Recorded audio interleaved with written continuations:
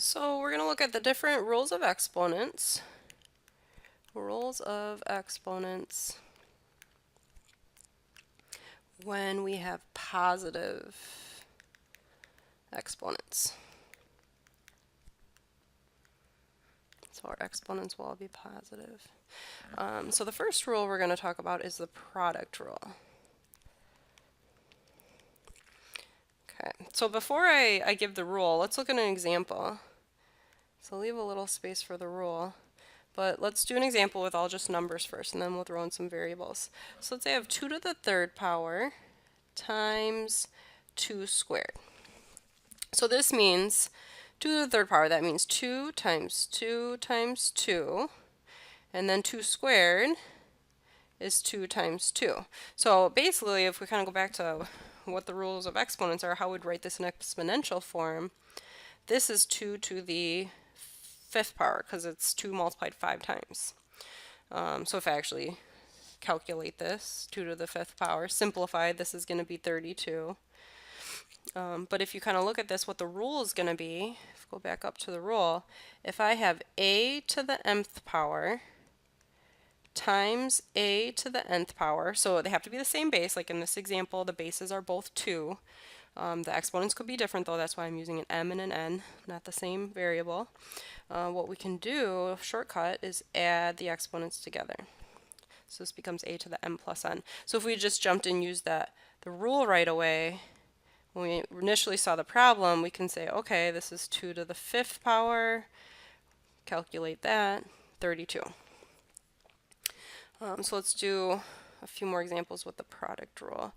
So how about if I have x to the fourth power times x to the 10th power.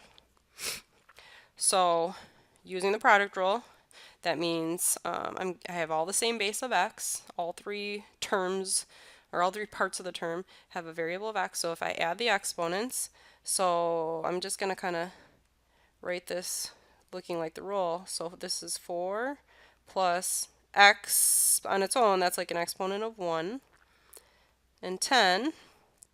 So this is going to be x to the 15th power simplified. Okay, one more with the product rule. 2y to the third times 5y to the fourth.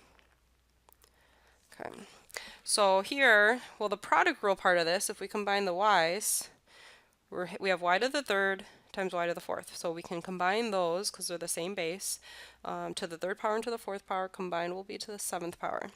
Now the 2 and the 5, I mean, those are just kind of, this means 2 times y cubed, 5 times y to the fourth. So it's just really like 4 things multiplied. So what I can do is just take 2 times 5 like normal, which is 10. The next rule is going to be the quotient rule. Quotient rule. Again, let's, I'm going to leave a line. Let's look at an example first.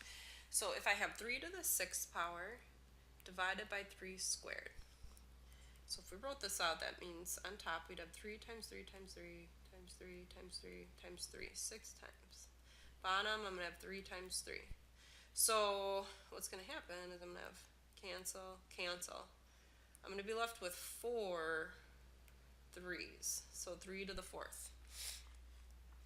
So if we kind of look at the original problem to how we get 3 to the 4th, if you notice the pattern, what it's going to be is that if I have a to the mth divided by a to the nth, then this is going to be the same as a to the m minus n. So top exponent minus the bottom exponent. And it's going to be important that we always do the top minus the bottom. Okay, so this 6 minus 2, 4, we could have jumped without writing out that middle big fraction, and then figure out that this is 81. So let's do another one. If I have x to the 10th over x to the 7th. So these have the same base of x, and so now to do the quotient rule, we could do 10 minus 7, so x to the third power. Or how about 8x to the third, y to the 11th, over 2x y to the 8th. Now if we start off with the 8 over 2, okay, this is just normal, the coefficients, and I can just do this like normal. 8 divided by 2 is 4. Now the x part, so x to the third over x. And if it helps, you know, we don't see a number there, but if we put a little 1, sometimes it helps to see that I need to do 3 minus 1 is 2. Or think of it like 1 on the bottom cancels with 1 on top, we're still left with 2 x's on top. X times x squared. And then for the y, 11 minus 8 is 3. So that's my answer, simplified. Oh, that's my last one. Okay, and then our last rule we're going to talk about is the power rule. Power rule. So there's a couple of different versions of this one. So if I have a to the mth to the nth power, I'm going to leave that blank for a minute, and we'll do an example like we've been, and we'll go back and fill that in. But the other ones, I want to get these down right away. AB to the nth power. So this means that if this is still just all one term, two things or more things multiplied, it could be more than just A and B, A, B, C, multiple things in parentheses, we can take each of these to the nth power. So A to the nth power, B to the nth power. Now notice there's no plus or minus in the parentheses. It's only when that's all one term. And then also A over B to the nth power, we can do A to the nth over B to the nth. And we'll do an example of that using those in a minute. But kind of the most, when we say the power rule, the one we think of the most is this one. If I have something like 4 to the third squared. So 4 to the third in the parentheses, that means 4 times 4 times 4. So if we square that, that means I'm doing 4 times 4 times 4, and then I'm doing it again, 4 times 4 times 4. But we know between those parentheses, that just means times. So really, it's just 4 multiplied 6 times. So notice, with this one, what the rule is that if I have 4 to the third to the second, what I do with exponents is I multiply them. So I'm going to go back up and fill in the rule. This is a to the m times n. So I could have done right away from my original 4 to the third squared, 3 times 2 is 6. And then either way, 4 to the 6th power simplified, that would be 4,096.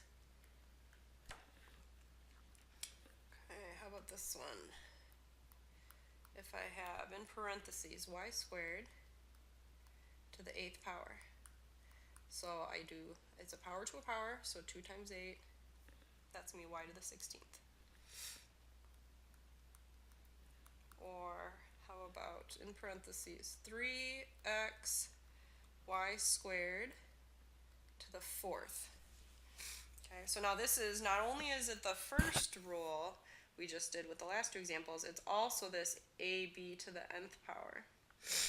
So I'm taking each part to the 4th power, so 3 to the 4th power, we'll simplify that in a minute. X to the 1 times 4 is 4, y to the 2 times 4 is 8. And then let's actually do 3 to the 4th power is 81, x to the 4th, y to the 8th. Let's do one more, one where it looks like this power of a quotient. 4x cubed over y squared, that whole thing in parentheses, 4x cubed over y squared to the 5th. Okay, so I'm going to do each part to the 5th power. 4 to the 5th is 1,024. X cubed to the 5th, 3 times 5, 15. And then on the bottom, y squared to the 5th is 10.